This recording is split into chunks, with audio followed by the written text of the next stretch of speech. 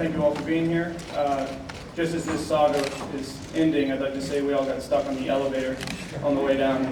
Never thought we'd ever make it to here, but we finally have. But I'd like to start out by thanking the Attorney General and the Special Prosecutors for their diligent and professional job in reviewing the case file. It's been 395 days since this nightmare began, and finally today it's come to a closure. From the very beginning, many of the men who are sitting in this room, including myself, Reed and Colin, have said that we were innocent. And we are just as innocent today as we were back then. Nothing has changed, facts don't change, and we have never wavered in our story. I'd also like to thank all the attorneys who are at the table before I get into anything. They've worked tirelessly, they've become family, and we owe them our lives. And that's the most I can say, and I'd like to one more time.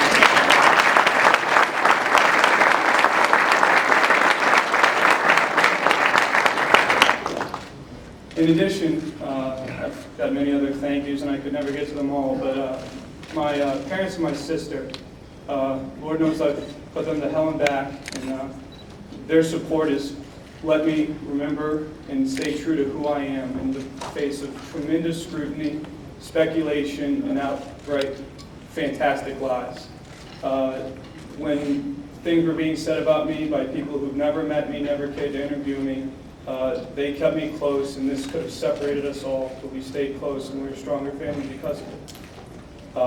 I don't take lightly the fact that their hard work, their success, and their sacrifice has allowed me to be represented by such fine lawyers.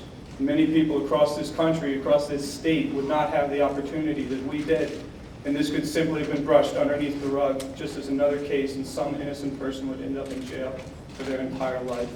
And it's just not right, and I thank God every day that my parents have worked as hard as they have. And thank you. And, I mean, hugs and kisses, I won't do it now. But, I'd like to thank all the members of the University lacrosse team, Duke University men's lacrosse team, men's and women's. We stuck together. We know who we are. The great disservice has been done to the sport of lacrosse, to this whole thing. And the stereotypes just aren't true.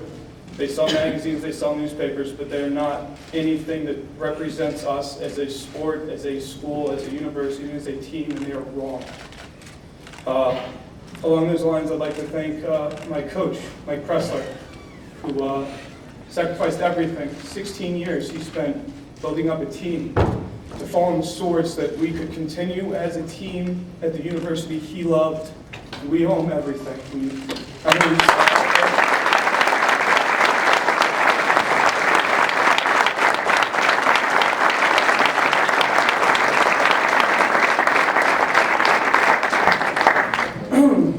I can say over the past year I've gotten to know Reed, Colin, and their families very well, and you couldn't find two more incredible boys, men.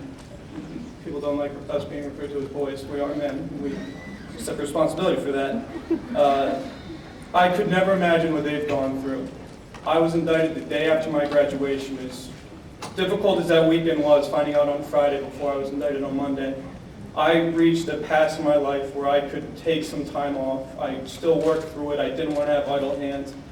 But these boys were ripped out of school.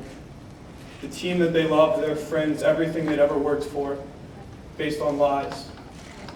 And now they try to regain whatever they had before, a university that will support them, their education most importantly.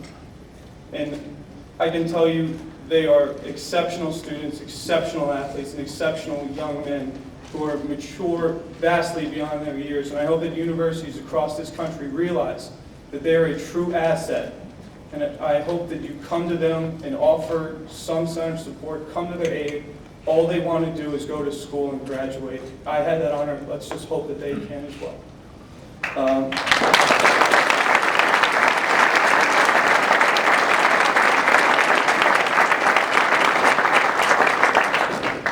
I'd like to say once again, and I said it a long time ago, these allegations are false. These charges were false and should never have been brought.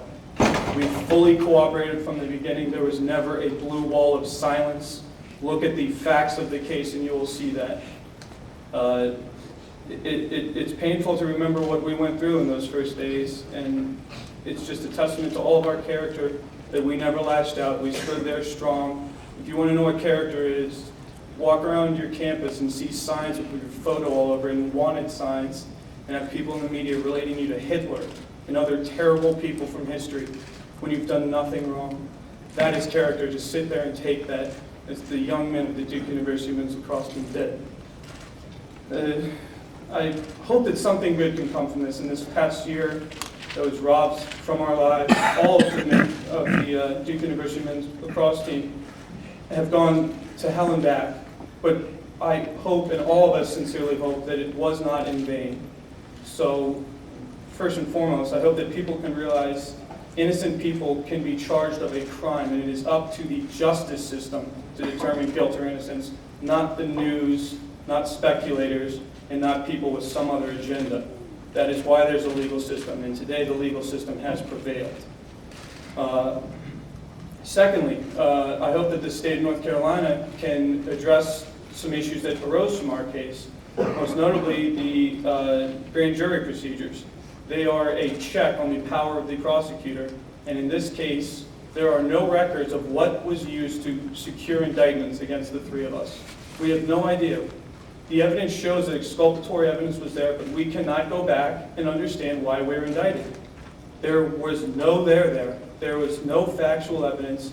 It was speculation. We do not know. And how can we, as a country and the legal system, control the people who are supposed to enforce it if they can simply say whatever they want to say, produce whatever they want to produce, and nobody else has an opportunity to see or ever question it?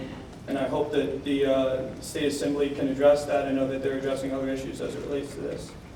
In closing, I'm excited to get on with my life. It's been a long year, longer than you could ever imagine, but I hope these allegations don't come to define me. I hope that the way that I could be remembered is sticking up for my name, for my family, and for my team against impossible odds, the entire country against us. And we fought back for our names. You can never tell what life's going to give you, what curveballs, but you can be judged on how you handle the situation that's brought to you. And my family and I can sleep at night knowing that I did everything that I've always been told to do. I never lied. I went in and cooperated from a day after the party, and I can walk with my head held high and sleep at night knowing that I could not have done anything else to prove my innocence. And this day's been coming for a long time, but again, I'd like to thank the professionalism of the Attorney General's office for giving me back my life, and I look forward to leading. Thank you.